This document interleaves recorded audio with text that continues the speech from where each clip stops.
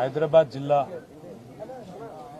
BRS party అధ్యక్షులు senior శాసనసభ్యులు జూబ్లీహిల్స్ నియోజకవర్గం నుండి వరుసగా 3 సార్లు శాసనసభ్యుడిగా గెలుపొందడమే కాకుండా హైదరాబాద్ నగర అభివృద్ధిలో ఒక ప్రముఖ పాత్ర పోషించిన మృదు స్వభావి మా సోదరుడు శ్రీ మాగంటి గోపీనాథ్ గారు గత కొద్ది కాలంగా అస్వస్థతగా ఉన్న విషయం మీ అందరికీ కూడా తెలిసిందే. ఇవాళ ఉదయం వారు హాస్పిటల్లో మరి మృతి చెందిన విషయం కూడా మాకు ఉదయమే డాక్టర్ల ద్వారా తెలిసింది.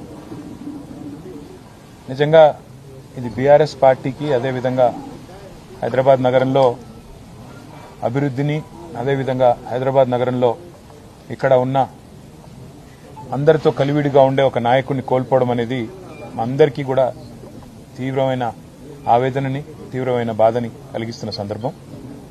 మీడియాని అదేవిధంగా మిగతా మా కార్యకర్తల్ని కూడా కోరేది ఈరోజు వాళ్ళ గోపీనాథ్ గారి కుటుంబ సభ్యుల ఆలోచన మేరకు ఈరోజే అంత్యక్రియలు అంతిమ సంస్కారాలు మొత్తం ఏర్పాట్లన్నీ కూడా చేయాలని చెప్పి వాళ్ళ కుటుంబ సభ్యుల కోరిక మేరకు మరి ముందుకు పోతున్నాము. మధ్యాహ్నం 4:30 నుంచి రాహుకాలం వస్తుందని చెప్తున్నారు.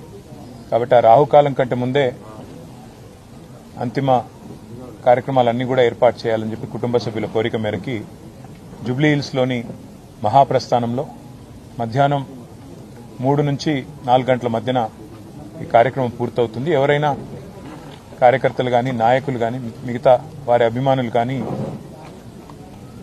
చివరిసారి వారికి నివాళులు అర్పించాలి అంటే వారు ఇక్కడ వారి కుటుంబ సభ్యుల్ని కలవడానికి అదేవిధంగా వారికి నివాళులు అర్పించడానికి ఇక్కడ వారి స్వగృహం దగ్గర ఏర్పాటు చేయడం జరుగుతూ ఉంది. తర్వాత ఇక్కడ నుంచి ఊరేగింపుగా బయలుదేరి స్ట్రైట్గా మహాప్రస్థానానికి వెళ్లి 4 గంటల లోపల రావుకాలం రాకముందే కార్యక్రమాలు చేయాలని వారి కుటుంబ సభ్యులు ఏదైతే నిర్ణయం తీసుకున్నారో దానికి అనుగుణంగా ముందుకు పోతాం. మా పార్టీ నాయకులు కార్యకర్తలు అందరూ కూడా సహకరించాలని మీడియా కూడా సహకరించాలని దయచేసి సహకరించాలని చెప్పి కోరుతూ మరి రాష్ట్ర ప్రభుత్వం కూడా ఏర్పాట్లు చేస్తున్నామని చెప్పి ఇప్పుడే చెప్పింది. వారికి కూడా ధన్యవాదాలు.